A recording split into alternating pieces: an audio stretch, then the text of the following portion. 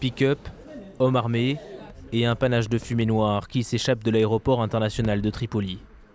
Pendant plusieurs heures, la situation est confuse. Ces anciens rebelles voulaient frapper fort, c'est réussi. Leur coup est médiatisé, mais il ne fait pas long feu.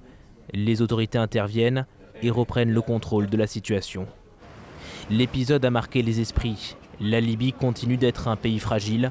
Les responsables, ce sont elles, les milices. Elles ont participé à la chute de Kadhafi. Aujourd'hui, elles s'affrontent pour le partage du pouvoir. Ces milices sont partout et elles font la loi. Face à elles, le CNT, le Conseil national de transition, qui semble impuissant. Le pouvoir libyen basé à Tripoli n'a qu'une priorité, préserver l'unité de la Libye. Et pourtant, la menace d'une sécession est bien réelle. Certains groupes ont déclaré l'autonomie de leur région, comme ici en Cyrénaïque, à l'est du pays, berceau de la révolution.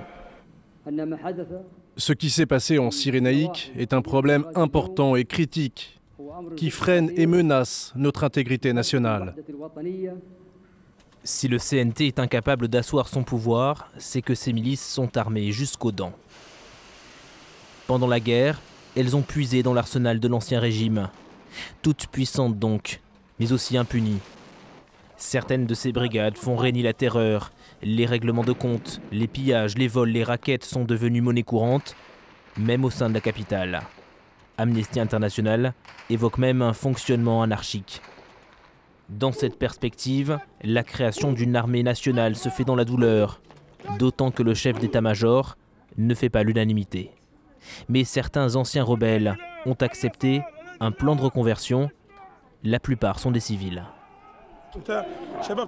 Comme vous le voyez, ils sont venus de leur propre gré, ils sont très enthousiastes et pour eux c'est une vraie opportunité. À l'avenir, ils pourront évoluer et assumer des responsabilités.